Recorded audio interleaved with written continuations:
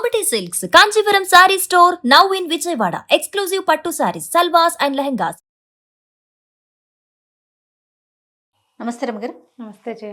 రమగారు, చందమామ కథ ఏదైనా చెప్పుకుందామా? పూర్వం ఒక పల్లెటూళ్ళలో ఓ వీరయ్య అని ఒక ఆయన ఉండేవాడు. ఈయన అవడానికి కామందే, ఏవో ఆస్తి స్వాస్తి ఉన్నాయి, ఇల్లు వాకిలి ఉన్నాయి. కానీ లోభి, పిసినారువాడు. ఫ్రీగా వస్తే ఏదైనా తీసేసుకోవాలనే ధోరణి. అయితే ఈయనకి వివాహం అయ్యాక భార్య తరఫు నుంచి కొంత ఆస్తి వచ్చింది. ఈయనకు ఉన్నది కాకుండా ఆస్తి అంతా తీసుకున్నాడు. పొలాలు గిలాలు స్వాధీనపడ్డాయి. కాలక్రమాన 4 పిల్లలు పుట్టారు. 2 ఆడపిల్లలు, 2 మగపిల్లలు. అయితే ఈ పిసినాడతనం, ఈ లోభి ఎవరికి పెట్టడు, అన్నీ నాకే కావాలి, ఖర్చు పెట్టడు. బ్రహ్మాండమైన ఇల్లు, పెద్ద ఇల్లు, తాతల నాటిది ఇల్లు, గట్టిది, చక్కగా ఎత్తుగా అరుగులతో బాగుంటుంది బొమ్మరిల్లల్లి. కానీ ఏనాడు రంగే ఇచ్చేవాడు కాదు, చుట్టుపక్కల బాగు చేయించేవాడు కాదు. చుట్టూతో అంతా తుప్పలాగా పెరిగిపోయి ఉంటుంది. అవన్నీ క్లీన్ చేయించాలంటే మనిషి కావద్దు, మరి ఖర్చు, అది ఇష్టం ఉండదు.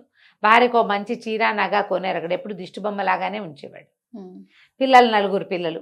ఈ 4 పిల్లలకి ఓ చదువు చెప్పించడం లేదు, ఏదో ఎటాగొటా చదువుకున్నారు అంతే. వాళ్ళకి ఏదైనా చక్కగా వైనంగా ఏర్పరచడం లేదా అంటే ఉంది. మనం ఇట్లాంటి వాళ్ళని మన చుట్టుపక్కల కూడా చూస్తాం. పెద్ద చక్కటి ఇండిపెండెంట్ ఇళ్ళు అవి ఉంటాయి. ఎందుకో దిష్టి పిడతల్లాగా ఉంటారు ఇంట్లో వాళ్ళు. ఏమీ వాళ్ళు శుభ్రంగా ఉండరు. అందరితో పాటు ఇప్పుడు ఒక కాలనీలోనో ఒక ఏరియాలోనో అందరితో పాటు ఇల్లు లభించడానికి ఎక్కడో ఉద్యోగం చేస్తారు.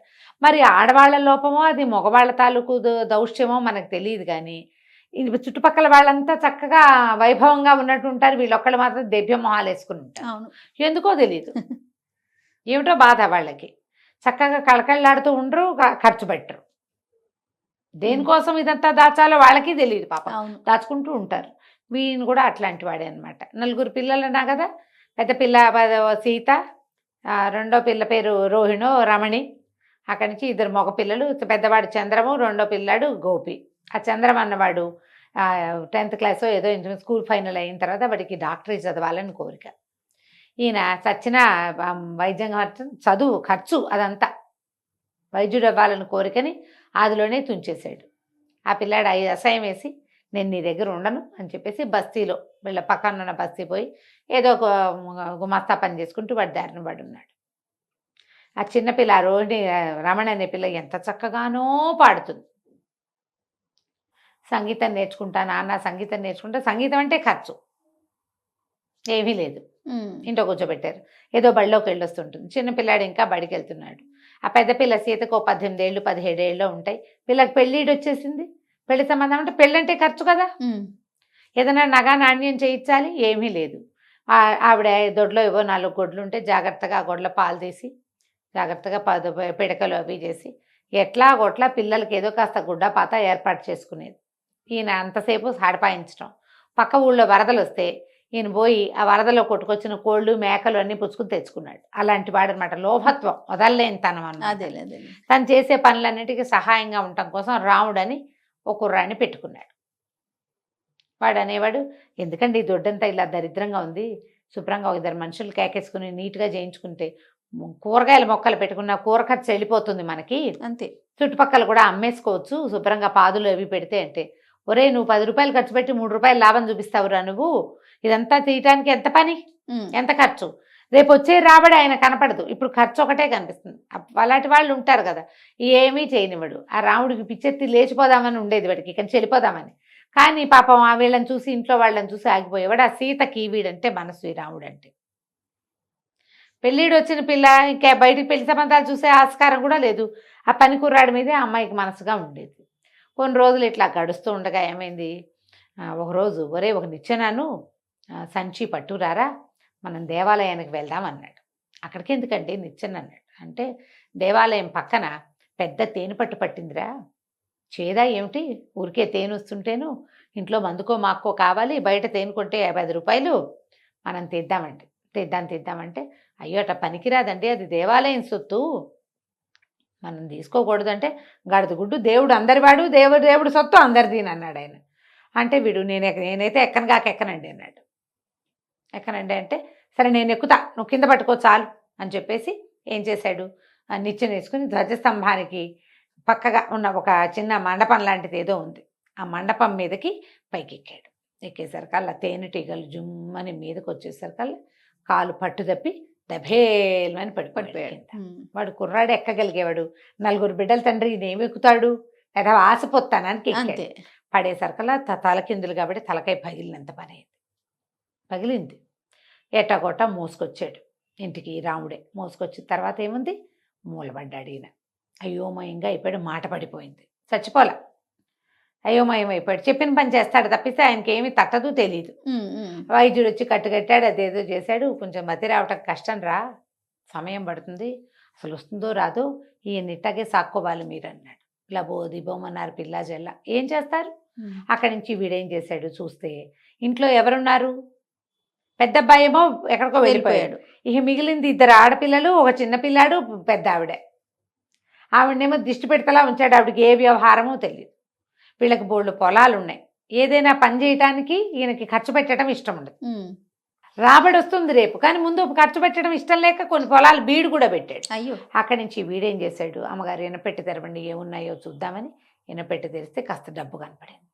సరే డబ్బులు తీసి బయట పెట్టండి, ఏర్పాటు చేసుకుందాం మనం. ఈయన ఇట్టా ఉన్నాడు, మన కథ ఎట్టా, ఆయన ఎట్టగా నడుపుతున్నాడో మనకు తెలియదు. సరే అక్కడి నుంచి ఏం చేశాడు, కౌలుదారులను ఒక 2 కేకేసుకొచ్చి అమ్మగారు ఎదురుగుండానే మాట్లాడించి పొలం కౌలుకి ఇచ్చేశాడు మొదట. అక్కడి నుంచి దొడ్డి వాకిలి శుభ్రంగా బాగు చేయించాడు. అందరూ ఇంటిలి పాదిని పనిలో పెట్టాడు. అందరూ మొక్కలు కొట్టేద్దాం, ఈ దొడ్డంతా బాగు చేసుకుందాం. అయ్యగారు లేడు, మన దగ్గర 4 డబ్బులు ఉన్నాయి, రేపు ఏం వస్తుందో తెలియదు, తినాలి మనం. ఆయన మెయింటెనెన్స్ చేసినట్టు కాదు, మన మెయింటెనెన్స్ వేరేగా ఉంటుందని మొత్తం దొడ్డి వాకిలి ఇల్లు శుభ్రంగా బాగు చేయించేశాడు. అక్కడి నుంచి పాదులు తవ్వి అందరితోటి విత్తనాలు కూరగాయలు పెట్టించాడు. 3 నెలలు తిరిగేసరికి వచ్చేస్తాయి కూరలు. ఎంతలోకి వస్తాయి? బీరపాదు పొట్లపాదు అవి అయితే అసలు 2వ నెలకే కాపు వచ్చేస్తుంది. చక్కగా కూరలతో కళకళ్ళాడేలాగా చేశాడు దొడ్డంతా. ఇంట్లో శుభ్రంగా కూరలు దొరుకుతున్నాయి. పిల్లలు అంతకుముందు ఏడుచు మొహాలు వేసుకుని ఒక్కిల్లాగా ఉండేవాళ్ళు. మంచి కూరగాయలు అమ్మితే కూడా డబ్బులు వస్తున్నాయి. అక్కడి నుంచి 4 గొడ్లు ఏవో ఉన్నాయి, ఇంకో 2 గొడ్లను పెంచాడు. ఇంకో పాలేరుని పెట్టాడు, వాడు పాలు తీస్తాడు, పాలు బయట పోస్తారు, పాల మీద డబ్బులు వస్తున్నాయి. ఇల్లు ఇంత దరిద్రంగా ఉంది, మనకేమి ఇంత డబ్బులు వస్తుంటే ఇల్లు ఇట్లా ఉండటం ఏమిటి, ఇల్లంతా బాగు చేయించేసేద్దామని ఇల్లు అన్ని పక్కల బాగు చేయించి శుభ్రంగా వెళ్ళేయించి పెంకులు సరి చేయించి నీట్గా చేసి పెట్టాడు.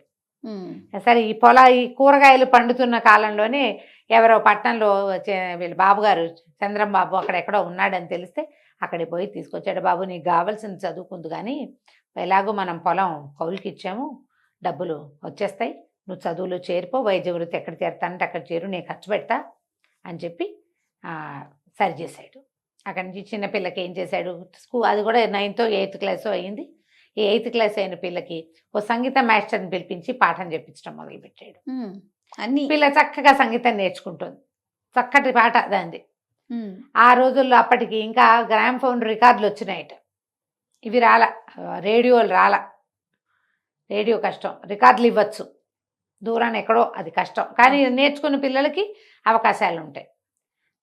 ఒక సంవత్సరం 6 నెలలు 8 నెలలు గడిచేసరికల్లా ఇంటి ఆసామి గారి భార్య మంది, ఆ వీరయ్య గారి భార్య, ఒరే నాయన పెద్ద పిల్లాడిని సరి చేసావు, పిల్లకి ఏదో సంగీతం వస్తుంది, చిన్నపిల్లకి ఆఖరి పిల్లాడు బళ్ళోకి వెళ్తున్నాడు అనుకో, పొలాలు దొడ్లు అన్నీ సరి చేసావు, సీత సంగతి చూడాలరా, దాన్ని పెళ్లి చేసుకుని ఆయన నువ్వు, ఈయన సంగతి విని ఏ పై సంబంధము రాదు, ఇంట్లో పిల్లవాడివి, నువ్వు ఉన్నావు కాబట్టి బతుకున్నావు, లేదా నువ్వు గనక లేకపోతే వాడు లేచక్కపోయి ఈయనట బడి ఉండి మేమేం చేసేవాళ్ళం, ఆడవాళ్ళం, పిల్లని పెళ్లి చేసుకోరా నాయన అంటే సరే పెళ్లి చేసేసుకున్నాడు. ఏడాది తిరిగేసరికి అసలు ఆ సీతకు కొడుకు కూడా పుట్టాడు. మొత్తం మీద 3 నెలలు కలిసి 4వ ఏడు పడింది. సరే ఏమైంది, ఒకరోజు చేలోంచి కౌలుదారులు తెచ్చి బస్తాలు తిప్పారు వాకిట్లో.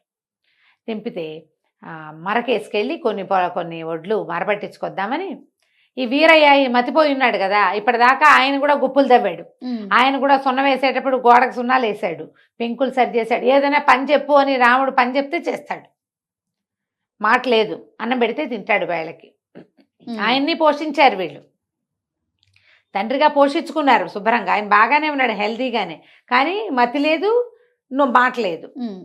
సరే ఏం చేశాడు, ఈ బస్తాలు ఈ వీరయ్యని పట్టండి అయ్యగారు అని సాయం పట్టించి ఒక 20 బస్తాలు బండికేసాడు. బండికేసి పైన కూర్చోండి నొగ మీద, మనం వెళ్ళి మరకెళ్ళి పట్టించుకుందాం. పిండి మర ఆడిస్తారు కదా ఈ ధాన్యాన్ని, అప్పటికి మరలు వచ్చినాయి. మరకేసుకెళ్తుంటే ఏమైంది, ఆ పై బస్తా ఎట్లాగో కదిలిపోయి ఈ వీరయ్య గారు కాస్త బండి మించి దబేల్మని కింద పడ్డాడు. పడ్డం అది ఎక్కడ పడ్డాడు, బాగా దేవాలయానికి ఎక్కడో అవతల, అది ఎక్కడి నుంచి మన మరణించి తిరిగి వచ్చేటప్పుడు బియ్యం వేసుకొచ్చేటప్పుడు పడిపోయాడు. పిండి పిండి మరణకూడదు, ధాన్యం మరణించి వచ్చేటప్పుడు పడ్డాడు. సరే లేవదీశారు ఆయన అన్నాడు, ఒరే దోత తేంటికలు కుట్టేస్తున్నాయిరా బాగాను అన్నాడు. మాట వచ్చేసింది. సరే అన్నాక ఇది మరీ ఎత్తురా, ఇంత ఎత్తు నుంచి పడినా దెబ్బ తగలే సుమి అని అటు ఇటు చూసి తను గుళ్ళో లేదని తెలిసింది. ఎక్కడున్నానరా మనం అన్నాడు. ఎక్కడో ఉన్నానులేండి, బండి ఎక్కండి ఇంటికి వెళ్దామన్నాడు. బండి ఎక్కండి ఇంటికి వెళ్దామంటున్న వాడు 4 ఏళ్ల క్రితం రాముడు కాదు వీడు. అప్పటికి లేలేత నువ్వు మీసాలవాడు ఇప్పుడు కొంచెం బలిసాడు. ఏమిటి ఒక్క పూటలో వీడు ఇలా మారిపోయాడు అనిపించింది ఆయనకి. బండి ఎక్కాడు. ఎక్కిన తర్వాత ఏమిట్రా ఇవి అని ముట్టుకున్నాడు. బియ్యం లేండి అన్నాడు. ఇన్నోటి బియ్యం ఎవరికిరా అన్నాడు. మనకేనండి అన్నాడు. ఇన్ని బియ్యం తింటామా? 20 బస్తాలు వేసుకెళ్ళారు. ఏ 10 బస్తాలో వస్తాయి కదా వడ్లు బియ్యము. ఈ బస్తాలు 10 ఏం చేస్తారు వీళ్ళు? కావేసి పెట్టుకుంటారు, దాస్తారు. పాత్ర చేసేసి బియ్యం పాత్రలో పోసి మూత పెట్టుకుంటే ఒక్కోసారి కొత్త బియ్యం వాడుకునే లోపల పాత బియ్యం పాత పడిపోతుంది. ఇన్ని బియ్యం తినేస్తామా, ఇన్ని బియ్యం పట్టించామా మనం అని కేకలు పెట్టాడు. ఇంటికి వెళ్ళి చూద్దాంలేండి అన్నాడు. ఇంటి వైపుకి తిప్పేశాడు బండి. తిప్పితే వాకిట్లోకి వెళ్తుంటే ఎవరిల్లురా లోగిలి ఎంతో బాగుంది, ముచ్చటగా ఉంది అన్నాడు. మన ఇల్లేనండి అన్నాడు. ఆయన అడుగుతున్నాడు, మన ఇల్లు ఏమిట్రా, మన ఇంటికి ఈ రంగులు ఎవరు వేయించారు అంటే అవి వేయించుకున్నానులేండి. అక్కడి నుంచి వాకిట్లో ఆ సీత పిల్లాన్ని ఎత్తుకుని అన్నం పెడుతుంది. ఎవరో అమ్మాయిలాగా ఉందిరా, ఎవరమ్మాయో ఎవరో పెద్దింటి ఆడపడుచులాగా ఉంది, పిల్లాడు కూడా ఉన్నాడు, బాగున్నాడు రోయ్ అన్నాడు. మీ కూతురేనండి సీత అన్నట్టు. సీతకు పిల్లాడు ఏమిట్రా అంటే 2 ఏళ్ళు అయిందిలేండి పుట్టన్నాడు. అక్కడి నుంచి గుమ్మలో దిగ్గానే లోపల నుంచి సంగీతం వినపడుతుంది. అయ్య బాబాయ్ ఎంత బాగా పాడుతుందిరా పిల్ల, ఎవరు అంటే మీ పిల్లనండి, చిన్న పిల్ల. బాగుంది. ఆయన నిర్ఘాంతపోయాడు. లోపలికి వచ్చి చూస్తే ఇంకేముంది, పెద్దగా విశాలంగా ఉన్న ఇల్లు. అంతకుముందు చీకటి కొట్టులాగా పాడుగట్లా ఆడుకుంటూ అంతే బికామాయిగా ఉండేది ఇల్లు. ఇప్పుడు చూస్తే మొత్తం దొడ్డంతా పచ్చగా మొక్కలు, ఓ పక్క నుంచి అంబారావాలు వినపడుతున్నాయి, ఆవులు, దేదీప్యమానంగా ఉంది. ఇంట్లోకి వచ్చేసరికల పెళ్ళంగా అంతకు ముందు దిష్టి పెడతాలాగా ఉండే పిల్లలు నవనవలాడుతూ వంకాయలలే చక్కగా ఉన్నారు. పిల్ల చంటి పిల్లాడిని ఎత్తుకుని ఈ పిల్లని ఎవరికి ఇచ్చి పెళ్లి చేసావే అన్నాడు. నేనే చేసుకున్నానండి అన్నాడు రావుడు. నేనే చేసుకున్నాను అనేసరికి ఈ కథ అంతా జరిగి ఎన్నాళ్ళు అయిందిరా అన్నాడు. 4 ఏళ్ళు అయిందండి. 4 ఏళ్ళు నేనేమయ్యాను అంటే మెల్లిగా భార్య దగ్గర కూర్చుని దేవాలయంలో తేనె పట్టడానికి వెళ్ళిన రోజున పడిపోయారు, మీకు మతిపోయింది.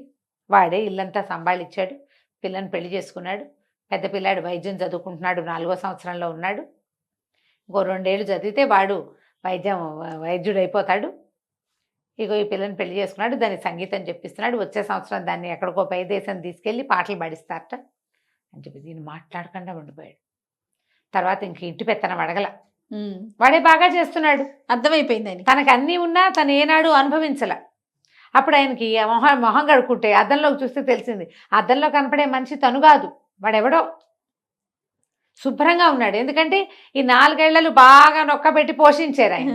నున్నగా ఉన్నాడు, పిల్లలు నవనవలాడుతూ ఉన్నారు, భార్య శుభ్రంగా ఉంది, ఇల్లు కళకళలాడుతుంది. ఇంక ఈ పెత్తనం ఎందుకు నాకు, వాడే సంభాళించుకుంటాడు ఎట్లాగోనని మాట్లాడకుండా ఊరుకున్నాడు. వాళ్ళ ఇల్లు మొత్తానికి గట్టెక్కిపోయింది. కంచికి మనం ఒక 4 ఏళ్ళు ఆయన పడుకునేసరికి అంతే మొత్తం మారిపోయింది. ఒక్కోసారి 4 ఏళ్ళు పడుకుంటే మొత్తం సర్వనాశనం అయిపోయే కథలు ఉంటాయి రమ్మగారు కదా. అవునండి, ఇది మనం మంచి కథ. అవును. రైట్. నమస్తే. నమస్తే.